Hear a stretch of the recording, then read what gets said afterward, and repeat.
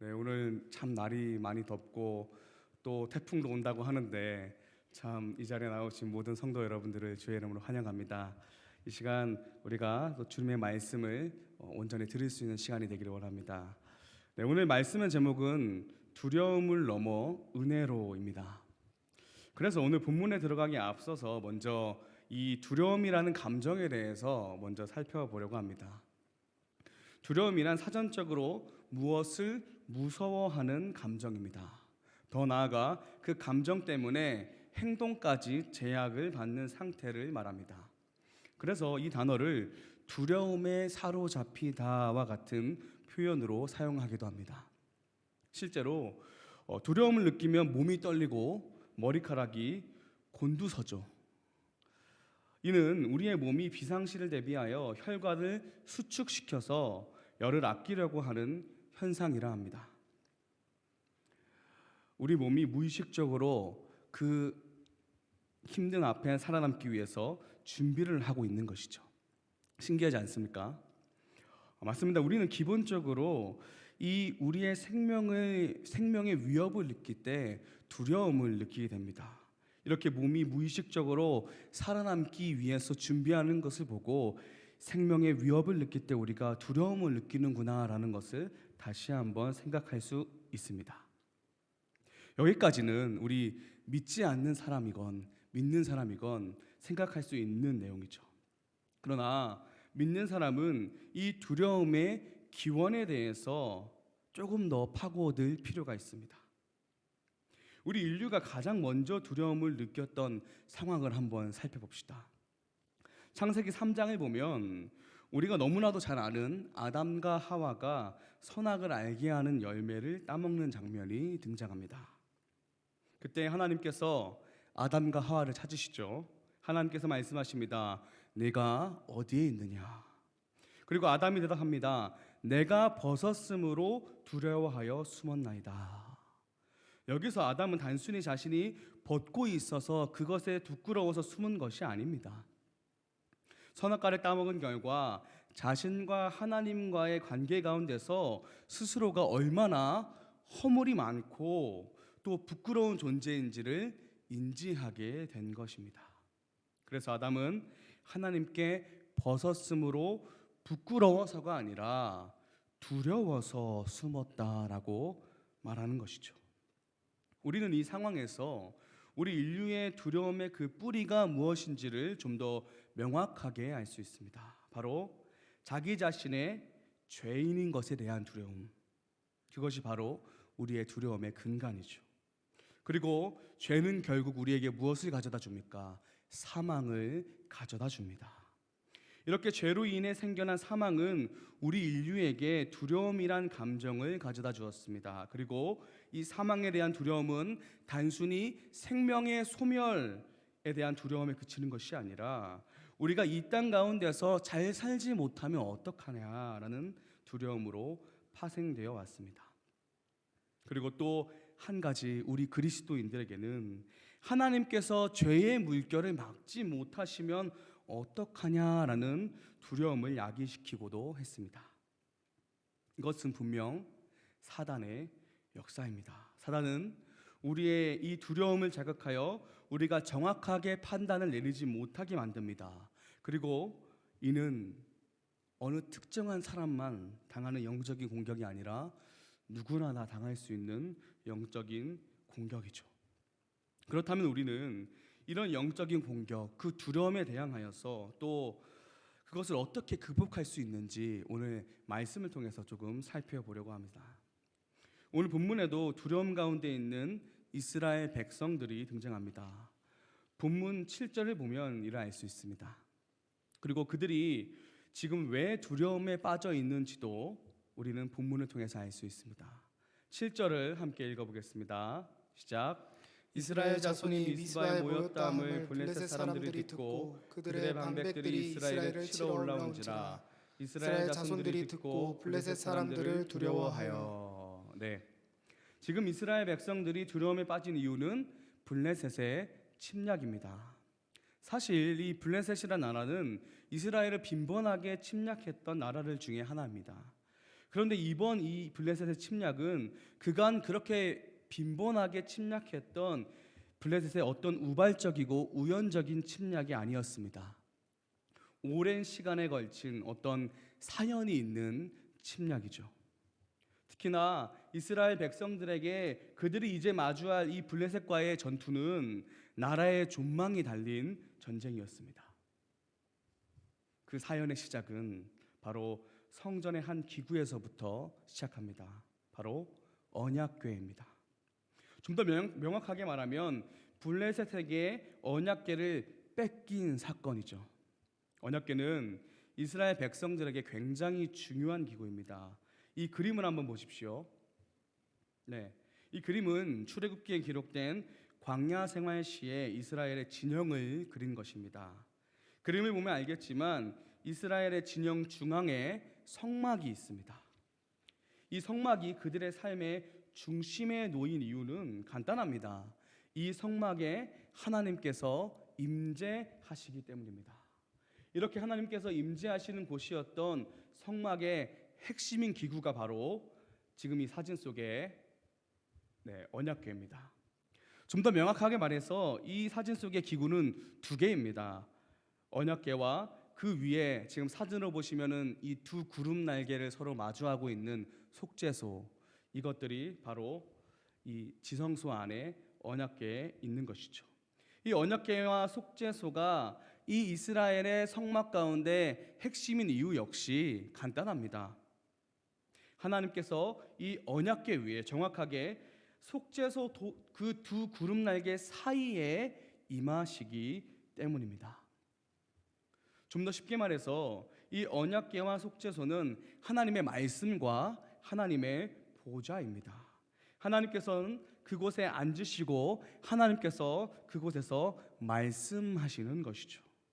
그런데 오늘 본문을 살펴보면 이 하나님의 임재를 상징하는 언약궤가 본래 있어야 할 지성소, 그 지금은 실로라는 지역에 있었던 그 지성소에 있지 않다라는 것을 알 수 있습니다.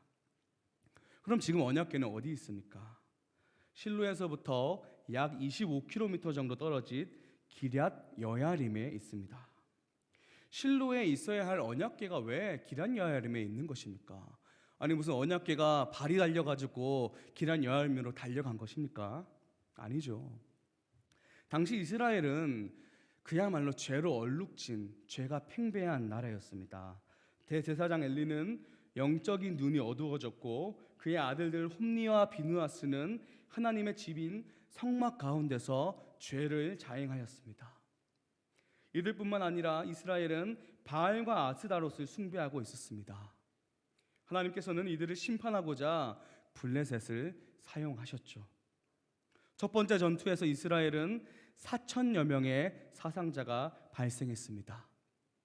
그러자 이스라엘 장로들은 자신들의 죄를 깨닫는 것이 아니라 전쟁의 패배에 대해서 하나님 탓을 하며 하나님의 임재의 상징인 언약궤를 전쟁터 가운데로 이송하였습니다.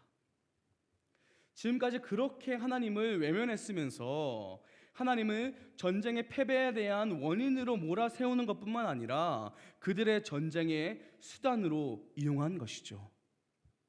그리고 그 결과는 어떠했습니까? 너무나도 처참했습니다. 이스라엘은 그 전쟁에서 보병만 3만 명이 죽고 홈니와 비느하스도 죽고 언약궤까지 빼앗기게 되었습니다. 그 이후의 이야기는 너무나도 잘 아시다시피 언약궤가 블레셋의 상당 계속 이곳저곳을 전전하며 그 지역 가운데 있는 사당과 신상들을 거꾸로 들이고 전염병을 일으키고 하나님의 승리를 보여주고 있죠. 그리고 이에 두려움에 쌓인 블레셋 사람들은 암소가 끄는 수레의 언약궤를 실어 보냅니다. 그리고 그렇게 언약궤는 지금 본문이 말하고 있는 기럇 여아림에 도달한 것입니다. 결국 이스라엘이 언약궤를 뺏긴 사건의 원인이 무엇입니까? 너무나도 분명하죠. 이스라엘의 범죄입니다. 이에 대해서 성경은 그들의 죄에 대해서 낱낱이 고발하고 있습니다. 시편 78편 56절에서 62절의 말씀을 보십시오. 제가 읽어보겠습니다.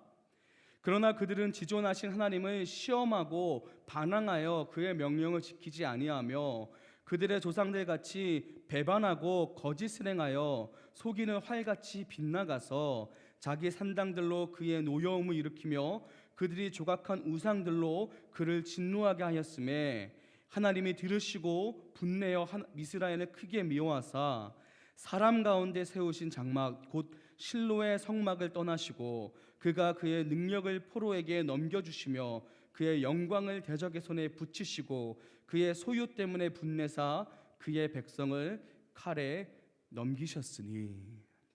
네, 이처럼 이스라엘 백성들은 하나님의 명령을 지키지 아니하였습니다. 그 명령은 무엇입니까? 하나님께서 그들에게 주신 계명이죠. 하나님께서는 분명히 나 외에 다른 신들을 섬기지 말라고 하셨습니다. 우상을 만들지 말라 명하셨습니다. 그러나 이스라엘 백성들은 하나님께 계속 제사는 드렸지만 이방 신들에게도 제사를 드렸습니다. 그들에게 번영을 가져올 우상들을 만들었습니다. 그들이 이방 신을 섬긴 이유는 뭡니까? 단순합니다. 하나님만으로 부족하다고 생각했던 것이죠. 그들이 섬겼던 농경과 기후를 관장하는 바알 신과 다산의 신 아스다롯을 보면 알 수 있습니다. 언약궤를 빼앗길 당시 이스라엘 백성들은 하나님을 전적으로 신뢰하지 못하였습니다. 광야에서 그들을 먹이시고 입히시고 돌보셨던 하나님을 배반하고 가나안 땅에 들어와 마주하게 된 이방 민족과 그들이 섬기는 이방 신들의 그들의 삶을 의탁하였습니다. 그리고 그들의 죄에 대한 결과는 어떠합니까? 이스라엘의 범죄는, 그들의 범죄함은 그들을 슬픔의 구렁텅이 가운데로 빠뜨렸습니다. 사무엘상 7장 2절의 말씀을 보면 언약궤가 기럇 여아림에 들어간 지 20년이 지났을 때 이스라엘 온 백성들이 여호와를 사모했다라고 기록하고 있습니다. 여기서 이 사모하다라는 이 단어는 히브리어 동사 나하입니다. 이 동사는 슬피 울다, 울부짖다는 뜻입니다. 그렇습니다. 수많은 사상자를 내고 언약궤를 빼앗겼던 블레셋과의 전투 그 가운데 20년이 지나도록 이스라엘 백성들은 슬픔에 빠져 있었습니다. 한두 명이 아니라 성경에 기록된 그 블레셋과의 전투의 사상자만 3만 4천 명입니다. 이 얼마나 참혹한 일입니까? 그러나 성경은 단순히 이스라엘 백성들의 어떤 슬픈 감정을 기록하기 위해서 이러한 표현들을 기록하고 있는 것이 아닙니다. 이 나하라는 동사의 목적어가 무엇입니까? 여호와 하나님이시죠. 그들은 지금 하나님을 전적으로 신뢰하지 못했던 자신들의 죄를 돌아보면서 슬퍼하며 울부짖고 있는 것입니다. 그리고 그들에게 앞으로 주어질 그 은혜는 바로 이 지점에서 시작됩니다. 자, 여기서 우리 한번 생각해 보길 원합니다. 우리가 지금까지 이스라엘 백성들의 이러한 모습들을 살펴보았죠. 그렇다면 우리는, 내 자신은 얼마나 하나님을 신뢰하고 있습니까? 하나님을 전적으로 신뢰하지 못하고 우상을 숭배했던 이스라엘 백성들의 그 모습들이 우리의 삶에는 없습니까? 하나님을 배제한 삶을 살면서 위기의 순간에만 하나님을 수단으로 여기는 모습이 우리의 삶에는 없습니까? 쾌락과 부를 추구했던 이스라엘 백성들의 그 모습이 우리에게도 있죠. 하나님뿐만 아니라 세상의 것들을 함께 쫓다가 넘어져서 고통 가운데 몸부림치는 모습이 우리에게는 분명히 있습니다. 하나님을 전적으로 신뢰하지 못하는 우리의 이 한계적인 모습, 그것이 바로 우리의 현실입니다. 그런데 사랑하는 성도 여러분, 언제까지 우리가 그 모습을 반복할 수는 없지 않습니까? 우리는 이 죄의 굴레를, 이런 죄의 굴레 가운데서 이 죄에 순복하고 그 속에 머물러 있는 것이 아니라 이제는 이를 정말로 적극적으로 나서서 끊어버려야 합니다. 이제 정말로 우리의 삶을 하나님께 모두 맡겨드려야 합니다. 하나님을 전적으로 신뢰한다는 것은 어느 부분을 하나님께 맡기고 어느 부분은 또 내가 알아서 하고 또 어느 부분은 다른 어떤 방법으로 해결하고 그러한 것이 아닙니다. 여러분, 우리는 전적으로 타락한 존재라는 것을 잊지 마십시오. 우리에게서 어느 선한 것이 나올 수 있겠습니까? 오직 선한 것은 하나님에게서만 생성됩니다. 그럼 우리는 어떻게 해야겠습니까?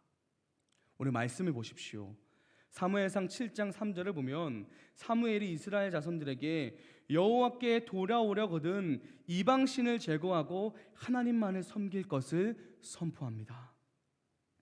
이스라엘 백성들은 이 사무엘의 말에 순종하여 바알과 아스다롯 그 신상들을 제거하고 여호와만을 섬깁니다.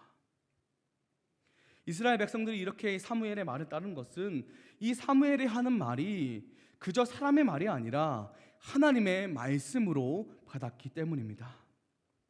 사무엘은 이스라엘 가운데 이 만연했던 우상들이 다 제거되자 이제 미스바로 온 백성들을 모읍니다.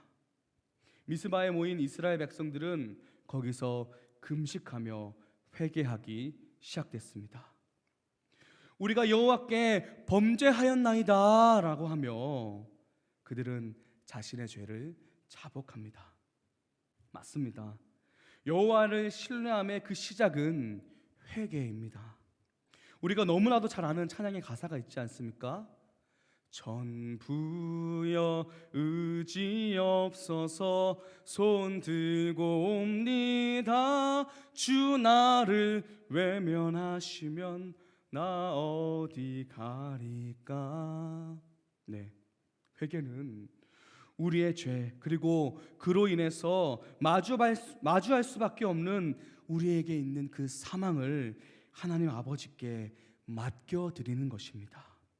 이스라엘 백성이 금식하는 것도 그들의 생명을 온전히 하나님께 맡겨드리는 믿음의 행위입니다. 그런데 야속하게도 그때 이스라엘 백성들이 미스바에 모였다 함을 듣고 어떠한 일이 벌어집니까? 블레셋 백성들이 쳐들어옵니다. 이에 대한 이스라엘 백성들의 반응은 너무나도 현실적이죠. 그들의 마음에 두려움이라는 감정이 피어오릅니다.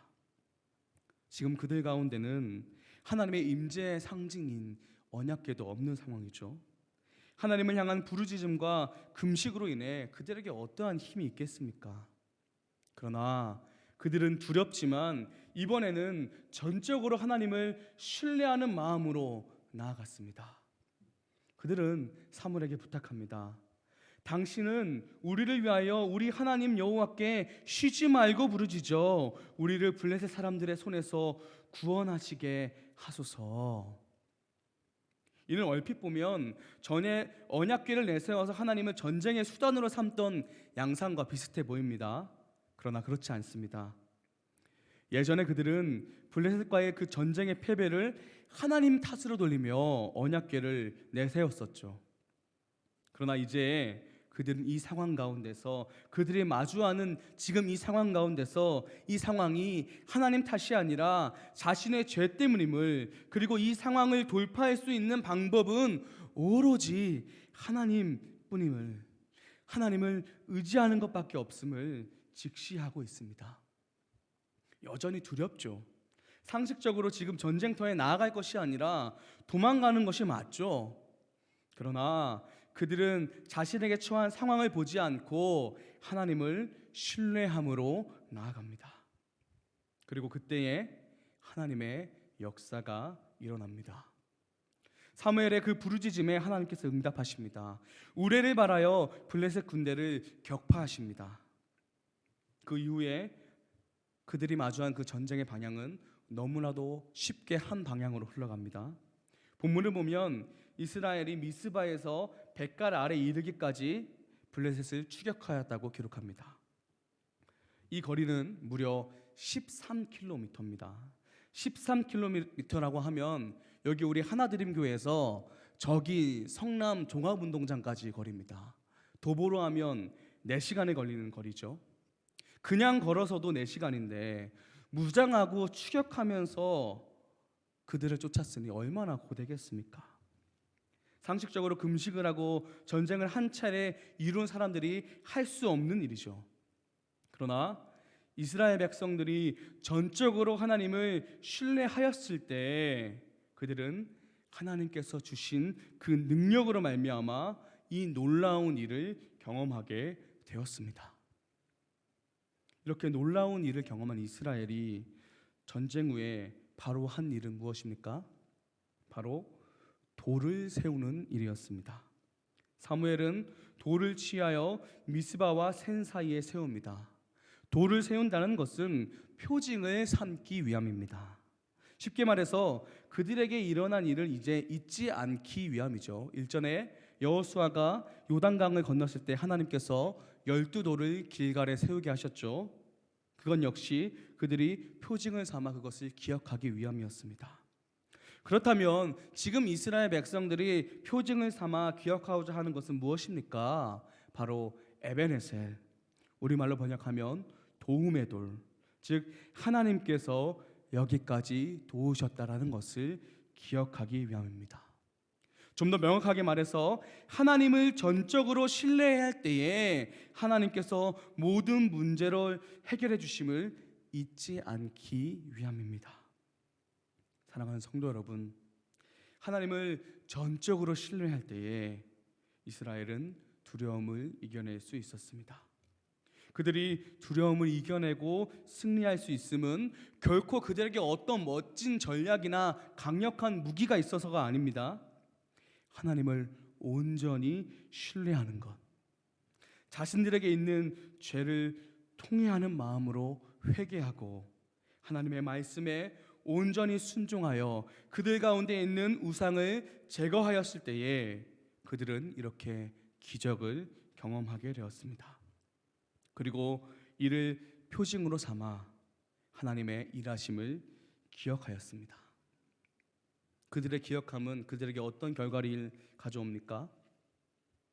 그들에게 하나님을 계속해서 신뢰할 수 있는 삶을 살게 하였습니다. 오늘 본문 마지막에 보시면 사무엘이 사는 동안에 하나님께서 블레셋을 막으시며 이스라엘에게 평화가 있었음을 기록하고 있습니다. 그런데 이 평화, 이스라엘이 누렸던 이 평화는 비단 이스라엘 백성들만이 누릴 수 있는 평화가 아닙니다. 우리도 누려야 할 평화입니다. 사랑하는 성도 여러분, 사실은 우리의 삶인 평화와는 거리가 멀죠. 설교에 앞서서 제가 이야기했듯이 우리의 삶 속에 두려운 것들이 너무나도 많습니다. 잘 살기 위해서, 아니 살아남기 위해서 많은 것들이 필요해 보입니다. 그리고 예측할 수 없는 우리의 삶 가운데 위험한 요소들이 넘쳐납니다. 최근에 우리 지역에도 얼마나 무서운 일이 많이 벌어졌습니까? 그때 우리의 마음은 어떠합니까? 두렵죠. 무섭죠. 이런 일 가운데 우리가 하나님을 온전히 신뢰한다는 것은 참 쉽지 않은 일입니다. 우리를 엄습하는 이 두려움은 우리의 판단력을 흐리게 합니다. 심지어 우리가 죄인이라는 사실마저도 망각하게 합니다. 아니 심지어는 하나님께서 사망을, 죄를 이기셨다라는 사실까지도 망각하게 합니다. 그러나 그 상태에 우리 너무 오래 머물지는 맙시다. 다시 고개를 들고 눈을 떠서 하나님을 바라봅시다. 여기까지 도우셨음을 기억하는 에베네셀, 그 은혜의 표징은 이스라엘에게만 있는 것이 아닙니다. 우리에게도 표징이 있지 않습니까? 우리를 살리시고 그 사랑을 확증하셨던 예수님, 그 십자가의 사건이 우리에게 표징이지 않습니까? 우리 통회하는 마음으로 예수 그리스도께 우리의 그 모든 죄들을 자백합시다. 하나님을 전적으로 신뢰하는 마음으로 말씀이신 예수 그리스도를 붙잡읍시다. 그리고 예수 그리스도를 머리로 한 이 교회 가운데, 우리 하나드림 교회 가운데 우리만의 은혜의 표징들을 많이 만듭시다. 십자가와 교회 안에 그 표징들이 우리를 이 두려움이 만연한 세상 가운데서 일으킬 것입니다. 그리고 은혜로, 평화로 우리를 이끌 것입니다. 이를 믿으십니까? 그렇다면 우리의 삶 가운데서, 우리 교회 가운데서 계속해서 우리에게 은혜를 베풀어 주시는 그 하나님의 놀라운 일들을 계속해서 기억하며 하나님의 은혜를 기억하고 찬양하는 자리로 나아가는 우리 모두 하나드림 교회 성도 여러분 되시기를 주의 이름으로 축원합니다.